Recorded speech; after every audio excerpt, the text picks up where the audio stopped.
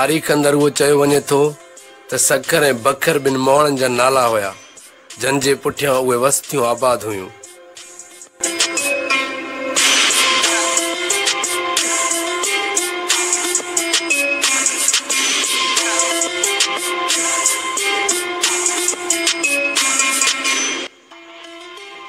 सखर ते लिखियल पंहिंजे मकालमे में डॉक्टर अब्दुल मजीद सिंधी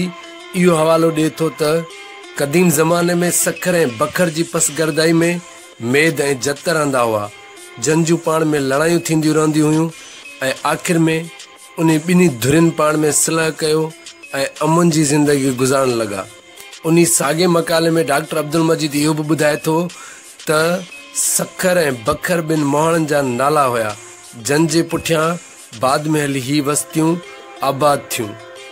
पर तारीख़ अंदरि किथे किथे सखर लाइ ईअं बि चयो वञे थो त पत्थरनि जे दौर में बि ही शहर हिते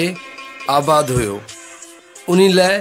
बशरियात जे माहिरनि खे सखर खां ॿाहिरां इंडस्ट्रियल स्ट्रीट वारी एराज़ी में क़दीम शहरनि जा आसार दड़नि जी सूरत में मौजूदु मिलिया आहिनि। उन्हनि खे लाखियुनि जो दड़ो सॾियो वेंदो आहे। उन दड़े मां पत्थर मां घड़ियल कोप ऐं ॿियूं शयूं लधियूं आहिनि, जंहिंमां मालूम थिए थो त उहो क़दीम शहर पत्थरनि जे दौर में बि हिते आबाद हुयो ऐं उन दड़े जे वीरान थियण खां घणो पोइ मौजूदा पुराणो सखर वारो शहर वजूद में आयो हुयो। हिन सखर शहर जे आबाद थियण खां क़दीम ज़माने में सखर ऐं बखर जी पसगरदाई में मेद ऐं जत रहंदा हुआ, जंहिं जूं पाण में लड़ायूं थींदी रहंदियूं हुयूं। आख़िरकार ॿिन्ही धुरियुनि पाण में सिलह कयो ऐं अमन जी ज़िंदगी गुज़ारण लॻा हुया। ऐं बखर या सखर सिंध जो क़दीम तारीख़ी शहर आहे, जेको सखर ऐं रोहिड़ी जे विच ते दरिया जे ॿेट में वाक़िए आहे।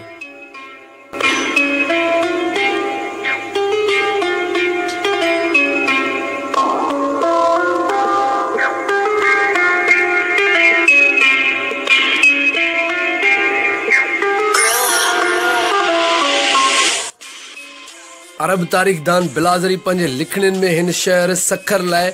अलोर ऐं बगरोर जा नाला गॾु आंदा आहिनि ऐं चचनामे वारे साहिब हिन शहर खे बगरोर या अगरोर जे नालनि सां लिखियो आहे ऐं ॾेखारियल आहे त उहो क़िलो अरोड़ जे हदनि अंदरि हुयो। ऐं इन मां इहो अनुमान बि थिए थो त बगरोर या अगरोर बखर जी हिकिड़ी बगड़ियल शिकिल या बनावट आहे, छाकाणि जो क़दीम ज़माने खां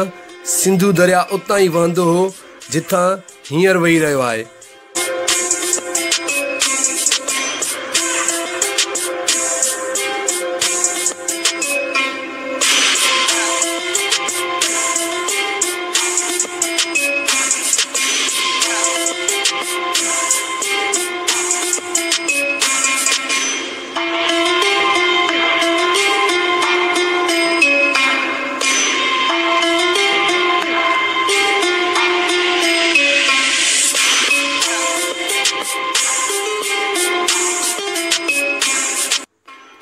क़दीम दौर खां जॾहिं अरोड़ जो वजूद क़ाइमु हो,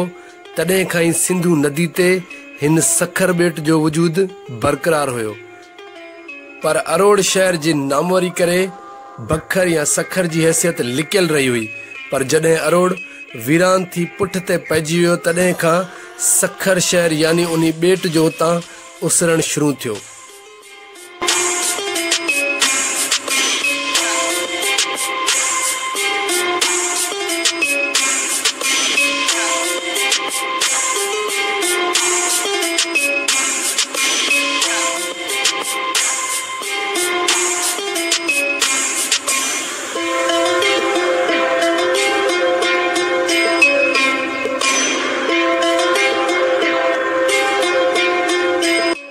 किथे किथे रवायतन में ईअं बि मिले थो त हिन शहर बखर जो पुराणो नालो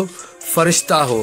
पर सिंध जी तारीख़ मकाला ऐं मज़मून में डॉक्टर मेमण अब्दुल मजीद सिंधी फरमाए थो त फरिश्ता पारसी लफ़्ज़ आहे। उन्ही करे उहा ॻाल्हि वसण जी नाहे त पुराणे ज़माने में सिंध जे कंहिं शहर ते अहिड़ो को नालो पियो हुजे। ऐं हिकिड़ी ॿी रवायत बि ॾाढी मशहूरु आहे त सैयद मोहम्मद मकीअ खां पंहिंजे सफ़र दौरान काफ़िले वारनि पुछियो त मंज़िल किथे कजे, जंहिं ते हुन वराणियो मंज़िल उते कबी जिते बाख फुटण वक़्तु ढगी जो आवाज़ ॿुधण में अचे। ऐं उन्ही रवायत पुठियां बकरा यानी ढगी उन्ही शहर ते नालो पियो।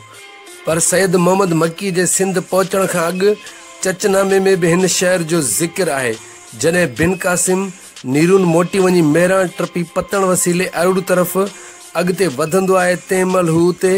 बगरूर वारे किले खे फ़तह कंदो आहे ऐं अरबन तरफ़ां इस्तेमालु थियल लफ़्ज़ बगरूर बखर सां तारीख़ी तौरु मुशाबत रखे थो, जंहिंखे बखर मां फिराए शायदि बगरूर लिखियो वियो हुजे ऐं उन मां मुराद सैयद मोहम्मद मक्की वारे रवायत अंदरि का बि अहिड़ी तारीख़ी सचाई मौजूदु कोन थी मिले। ऐं वरी लबे तारीख़ सिंध में ॼाणायल आहे त 944 ईसी धारे अब्बासी ख़लीफ़नि जे ॾींहंनि में बखर जो किलो तामीर थियो हुयो। पर उन ॻाल्हि में बि का तारीख़ी सदाकत कान थी मिले, छाकाणि त 944 खां अॻे अरबन जे दौर में हुननि जी सिंध ते क़ाबिज़ थियण वक़्तु ही बखर जो किलो हिते मौजूदु हुयो। पर शायदि लबे तारीख़ सिंध वारो उहो पियो ॼाणणु चाहे त अब्बासी ख़लीफ़े जे दौर में हिन किले जी ॿीहर मरमत कई वई हुई ऐं उन्ही दौरनि खां बखर यानी सखर सिंधु नदीअ ते हिकिड़ो शानदार ॿेट निमा क़ाइमु थियल शहर आहे, जंहिंजी पंहिंजी हिकिड़ी तारीख़ी हैसियत बरक़रार आहे।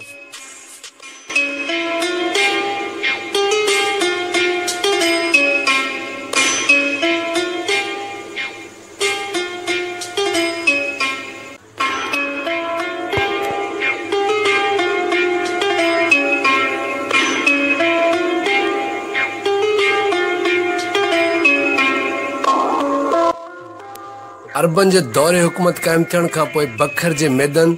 अरबन जी अतात क़बूल कई हुई ऐं उन खां बाद ख़लीफ़े अल मोतसिम अब्बासी जे ॾींहंनि में सिंध में इमरान बिन मूसा बरमकी मंसूरा जो हाकिम हुयो ऐं उन्ही ॾींहंनि में यानी इमरान बिन मूसा बरमकी जे दौर में 835 ईसी धारे बखर जे मैदन मंसूरा जे हुकूमत ख़िलाफ़ बग़ावत जो ऐलान कयो हुयो ऐं बाद में उन्ही दौरान हिकिड़ी खूनख़वार जंग बि लॻी हुई, जंहिंमें जंग दौरान 3000 खां मथे मैदन जा माण्हू क़ैद कया विया हुआ ऐं सवनि जे तादाद में उन्ही क़ौम जा माण्हू अजल जो शिकार थिया हुआ। तंहिं बाद मैद क़ौम जे माण्हुनि खां ख़ौफ़ खाई इमरान बरमकी बखर शहर खे पत्थरनि जो बंद ॿधायो हुयो ऐं उन्ही इमरान बरमकी जे ॿधायल बंद खे हुननि अरबी ॿोली में सकल मैद सॾियो हुयो ऐं उन्ही सां वरी सिंध जे तारीख़ी मौक़नि जो उहो बि ख़्यालु आहे त बखर या सखर उन्ही सकल मैद जी हिकिड़ी बिगड़ियल शिकिल आहे, जेको बाद में हली सखर सॼणु लॻो।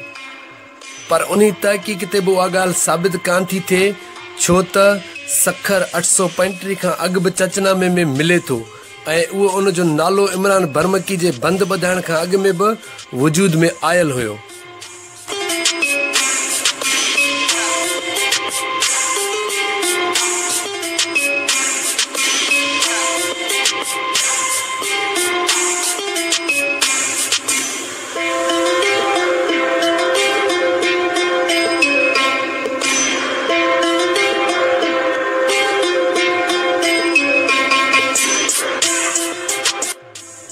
डॉक्टर अब्दुल मजीद मेमण पंहिंजे मकाले सखर में उहा ॻाल्हि बि करे थो त जंहिं ॾींहंनि में ख़ाली उन ॿेट ते किले जो वजूदु हुयो,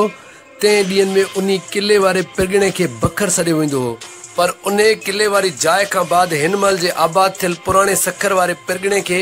उन वक़्तु पहिरें दफ़े सखर जे नाले सां सॾियो वियो हुयो। पर वरी बि असांखे हिन शहर जे वजूद सां सलाड़ियल ॿियूं बि क़यास आरायूं मिलनि थियूं त हिन शहर जे नाले जो वजूदु कीअं पियो, जन लाइ सिंध जे मुख़्तलिफ़ तारीख़दाननि अहिड़ा ॿिया बि नाला जोड़िया आहिनि, जहिड़ोकि सकर यानी दोज़क, जो सखर शहर ऊन्हारे में तमामु घणो गरम रहंदो आहे। सागर यानी दरिया,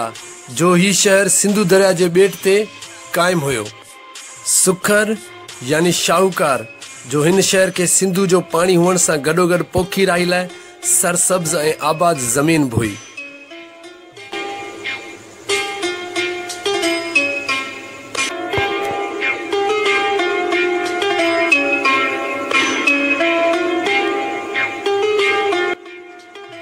सखर सिंधु दरिया जो शानदार ॿेट हुजण सां गॾोगॾु तारीख़ अंदरि सिंध जो हिकिड़ो गेटवे बि रहंदो पियो अचे, जंहिंमें हाणोके पूरे पाकिस्तान खां मींदे कश्मीर ऐं अफ़गानिस्तान जे मवासिलाती निज़ाम खे जोड़ण वारो शहर भी सखर ई रहियो आहे ऐं ही शहर सखर पंहिंजे शानदार हैसियत सां सिंध जे वापार जे हवाले सां मज़बूत शहरनि तौरु लिखियो वियो आहे।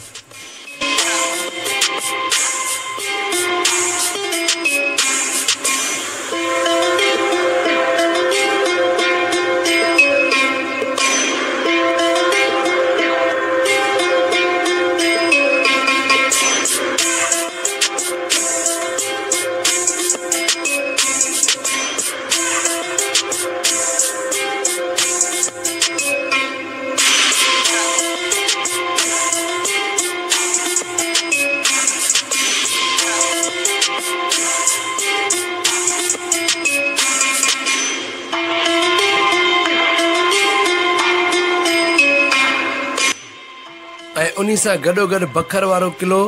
तारीख़ी हवाले सां सिंधु दरिया जे ॿेट ते हिकिड़ी मज़बूत छावणी बि रही आहे ऐं वक़्त जा गवर्नर बि उते बखर वारे किले में अची रहाइश पज़ीर थींदा हुया। अरबन ऐं अब्बासिन जे हुकूमत खां बाद 11वीं सदी दारे मोहम्मद गज़नवी जे ॾींहनि में गज़नवी जो वज़ीर अब्दुल रज़ाक जॾहिं सिंध फ़तेह करण लाइ आयो हुयो तंहिं वक़्तु सिंधु नदी खां हेठि पहुचंदे हुन उन वक़्तु सन 1066 दारे बखर जो किलो फ़तेह कयो हुयो ऐं उन ॾींहनि में सिंध अंदरि ताज़ो ई सूमरनि जी हुकूमत शुरू थी हुई, पर अब्दुल रज़ाक जे किले ते कब्ज़ो छॾण बाद मज़बूत तरीक़े सां उहो किलो सूमरनि जे हथ न चढ़ी सघियो हुयो ऐं उन वक़्तु सूमरनि जे हुकूमत दौरान ई थोरे अरसे खां पोइ उहो बखर वारो किलो दिल्ली सल्तनत जे हथ हेठि अची चुको हुयो।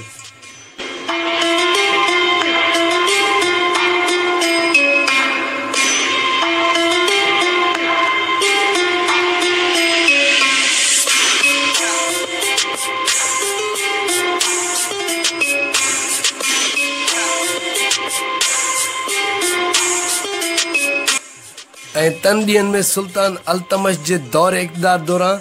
नासिरुद्दीन कबाचा पाण खे उच ऐं बखर जो ख़ुदमुख्तियार हाकिम सॾायो हुयो। जॾहिं दिल्ली में अल्तमश खे कबाचा जी अहिड़े ऐलान जी ॼाण मिली त हू नासिरुद्दीन कबाचा ते फ़ौजी चढ़ाई करे आयो ऐं नासिरुद्दीन कबाचा खे सुल्तान अल्तमश जे फ़ौज सां मुआहिदो अटकाइण जी जुरत कान हुई, जंहिंखां पोइ नासिरुद्दीन कबाचा उच मां लही बखर किले जे तरफ़ पाण खे लिकाइण लाइ भॻो, पर उतां सिंधु नदी वसीले जॾहिं हू बखर ॾांहुं भॼी रहियो हो तंहिं वक़्तु हू बखर किले जे वेझो सिंधु दरिया जे पाणी में ॿुॾी फ़ौत थी वियो। तारीख़ी हवाले खां सखर सिंध जो शाहूकार पिलगुणो रहंदो पियो अचे। सिंध तरफ़ आयल मशहूर सियाह इब्न बतूता बि पंहिंजे सियाहत दौरान सिंध जे शहर बखर में अची तरसियो हो ऐं हू पंहिंजे सफ़रनामे में बखर जा अहवाल ॾींदे लिखे थो त बखर हिकिड़ो दिलकश शहर आहे ऐं इब्न बतूता उहा ॻाल्हि बि करे थो त हिन शहर जे विच में हिकिड़ो वॾो खानका आहे जिथे मुसाफ़िरनि खां वींदे इलाइक़े जे हाड़नी माण्हुनि खे मुफ़्त में खाधो बि मिले थो।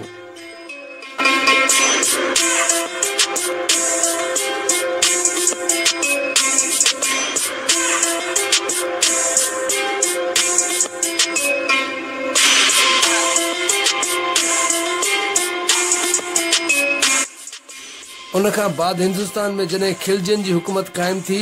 तंहिं ॾींहनि में बि सखर दिल्ली सल्तनत जे इक़्तिदार हेठि रहियो हुयो ऐं अलाउद्दीन खिलजी जे दौर में दिल्ली तरफ़ां नसरत खान खे बखर जो गवर्नर बणाए मोकिलियो वियो हुयो। हिंदुस्तान में खिलजियुनि जे दौर इक़्तिदार ज़माने में सिंध अंदरि सूमरा हुकूमत क़ाइमु रहंदो थे हलियो, पर सिंध मां सूमरनि जे दौर इक़्तिदार खां पोइ समन जो दौर वजूद में आयो। समन सिंध खे पंहिंजे इक़्तिदार हेठि रखण बाद बखर वारे किले खे पंहिंजे हुकूमती इंतज़ाम हेठि आण चाहियो थे, जंहिंखां पोइ समन बखर जे हाकिम ते चढ़ाई कई ऐं उन वक़्तु समन ऐं बखर जे हाकिम विच में 3 भेरा वेड़ लॻी, जंहिंखां पोइ 3 ऐं आख़िरी भेरे वेड़ में समन बखर खे फ़तेह करे वरितो हुयो ऐं उन वक़्तु उते समन जी हुकूमत क़ाइमु थी।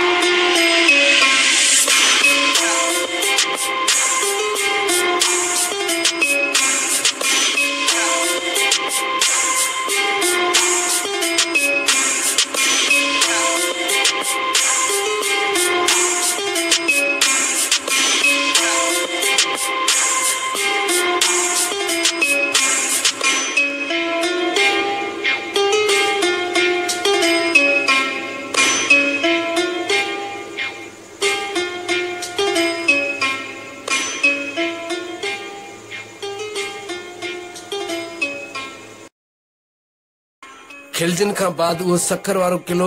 समन जे इंतजाम हेठ अची चुको हुयो, पर समन जो भी उन बखर वारे किले ते घणो वक्त कब्जो न हली सकियो ऐं गियासुद्दीन बुलबुलन जे दौर में सखर वारो शहर उन वक्त वरी ॿीहर दिल्ली हुकूमत जे इक़्तिदार हेठ अची चुको हुयो। उन वक्त बखर वारे शहर के पंहिंजे कब्जे हेठ आणण खां पोइ गियासुद्दीन बुलबुलन ख्वाजा खतीर के सखर यानी बखर जो गवर्नर बणाए मोकिलियो हुयो। हाणे वरी ॿीहर सखर दिल्ली सल्तनत जे इंतजाम हेठ अची चुको हुयो, पर तंहिं वक्त समन के उहा ॻाल्हि न वणी ऐं समा हुकूमत वरी ॿीहर सखर के पंहिंजे इक़्तिदार हेठ आणण जी कोशिश कई, जंहिंखां पोइ ॿीहर समन उन दौर जे हुकूमत सां फिटाए करे सखर के पंहिंजे कब्ज़े हेठ आंदो हुयो।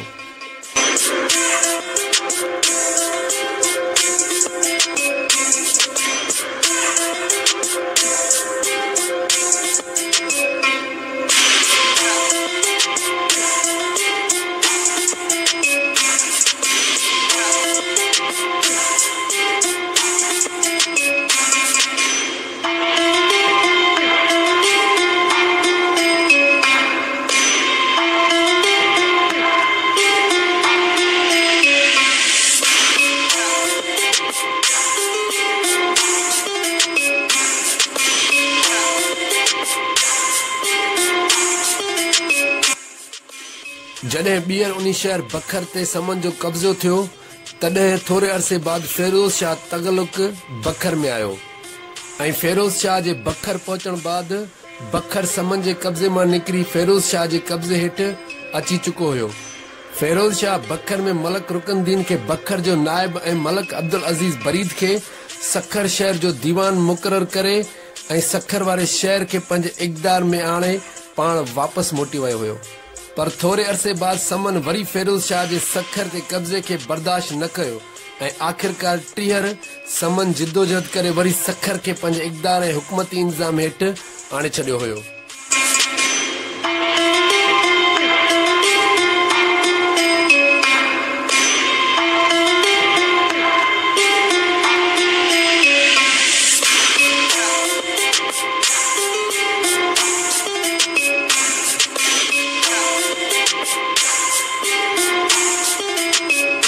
पर उन खां थोरो बाद अञा सिंध अंदर जॾहिं समन जी हुकूमत हुई, तंहिं वक्त कंधार वारनि इलाइक़नि मां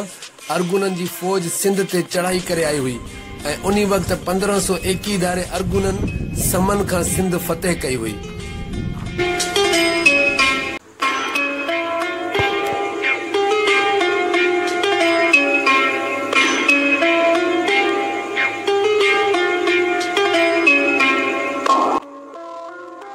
अरगुनन वारे ज़माने में शाह हसन अरगुन पंहिंजे दौर में उच जे किले ऐं जायुनि खे डराए उन किले जो सामान ॿेड़ियुनि ते खणाए अची सखर किले खे नई सिर तामीर करायो हुयो ऐं जंहिंमां उहो अनुमान बि लॻाए सघिजे थो त शाह हसन अरगुन लाइ उच जे किले खां वधीक मज़बूत हंध बखर वारो किलो ई हुयो। पर बाद में शाह हसन अरगुन जे वफ़ात खां पोइ बखर जो गवर्नर महमूद बखरी बणियो ऐं हुन पंहिंजो पाण खे बखर जो ख़ुदि मुख़्तियार हुक्मरान बणायो हुयो ऐं अरगुननि जे शुरूआती दौर खां ई महमूद बखरी अरगुननि जो दादलो फ़ौजी एहलकार रहियो हुयो।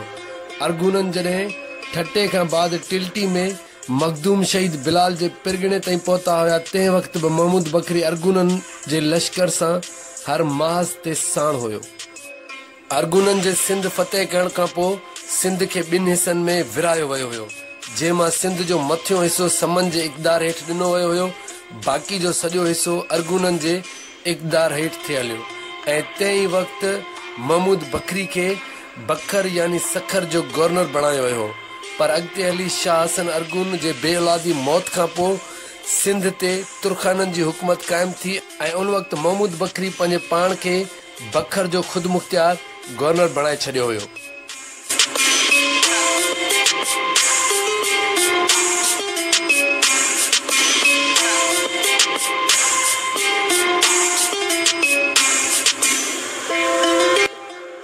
ऐं तन ॾींहनि में मुग़ल हमायो जॾहिं सिंध में दाख़िल थियो हो, तंहिं वक़्तु हू सखर में रहियो हुयो ऐं होॾां हिंदुस्तान में बाद में मुग़लनि जी हुकूमत क़ाइमु थी चुकी हुई, जंहिं बाद महमूद बखरी खे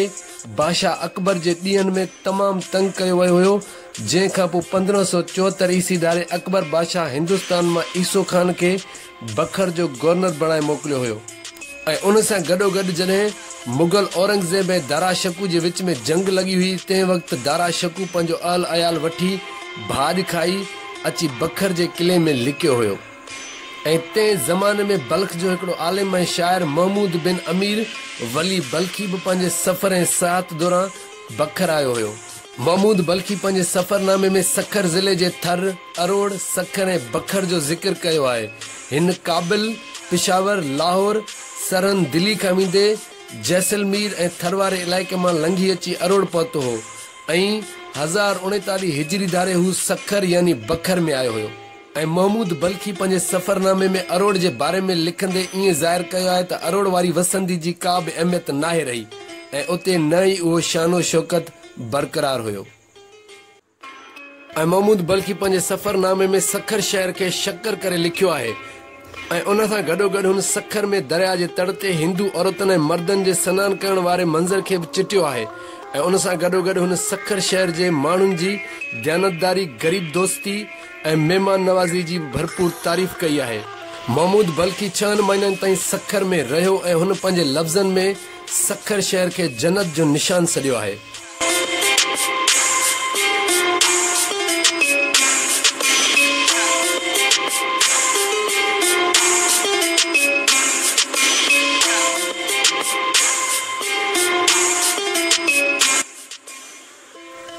पर उन्हीं सां गॾोगॾु हिकिड़ी हक़ीक़त इहा बि आहे त मुगल दौर में सखर शहर जी हैसियत काफ़ी घटिजी वई हुई ऐं मुगलनि खां पोइ कलोड़ा घराणे जा बुनियाद बि ॼण के हिन सखर वारे शहर खां पया हुया। जॾहिं मुगल बादशाह अकबर जे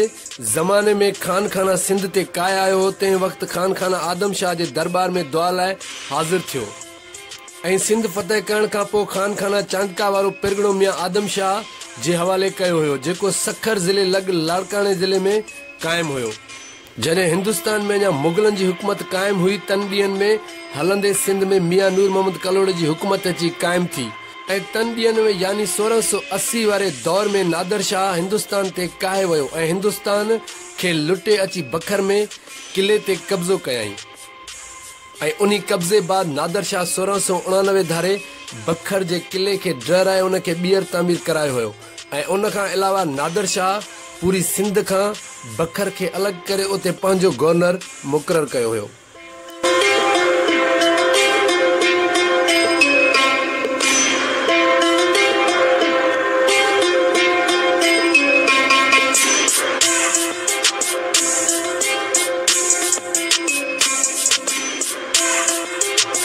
कलोड़नि खां पोइ सिंध में टालपुरनि जी हुकूमत क़ाइमु थी। टालपुरनि जे दौर में बखर वारे खरड़ी वारे मैदान ते टालपुरनि ऐं अफ़गानिस्तान विच में लड़ाई लॻी ऐं आख़िरकार खैरपुर मीरस जे मीर रुस्तम ख़ान बखर जो किलो फतेह कयो हो ऐं उन किले खे हुन पंहिंजे इक़्तिदार हेठि आंदो हुयो। टालपुरनि जे दौरे इक़्तिदार खां थोरो पोइ अंग्रेज़ सिंध ते काए आया हुया। सिंध ते काबिज़ थियण ऐं मीरनि सां मुआइदनि बाद अंग्रेज़नि मीर रुस्तम खां बखर वारो किलो वरितो हो पर हली करे पूरे सिंध ते अंग्रेज़नि जो कब्ज़ो बि थी चुको हुयो। अंग्रेज़नि पंहिंजे दौरे इक़्तिदार में अफ़गानिस्तान खे फतेह करण में जुंबी विया हुया ऐं उन लाइ अंग्रेज़नि बखर वारे किले खे फ़ौजी छावनी ठाहे छॾी हुई ऐं किले जे आसपास वारनि माण्हुनि खे बि अंग्रेज़नि उतां लॾाए छॾियो हो जंहिंखां पोइ बखर वारे किले जे इर्द गिर्द माण्हू लॾे अची पुराणे सखर खे आबाद कयो। पुराणे सखर सां गॾोगॾु बाद में नए सखर जो बुनियाद बि अंग्रेज़नि ई विधो हुयो। पहिरीं अफ़गान वेड़ जे ज़माने यानी 1838 ईस्वी धारे अंग्रेज़नि जे लश्कर खे सखर खां ई लंघणो हो। उन्ही करे सखर वारे रस्ते खे साफ़ रखण लाइ अलेक्जेंडर बर्न्स मीर रुस्तम ख़ान सां मुआइदा करे बखर जो किलो वरितो हुयो ऐं अहिड़ीअ तरह 1838 ईस्वी धारे नए सखर जो बुनियाद पियो हुयो ऐं नए सखर जी शुरूआत अंग्रेज़नि सिंधु नदीअ ते छपरी बंदर ठाहे कयो हुयो ऐं उहो छपरी बंदर ई हली करे नओं सखर बणियो ऐं उन्ही छपरी बंदर वारी जाइ ते अंग्रेज़नि पंहिंजे फ़ौज ऐं अमले लाइ राइश लाइ जायूं बि ठारायूं हुयूं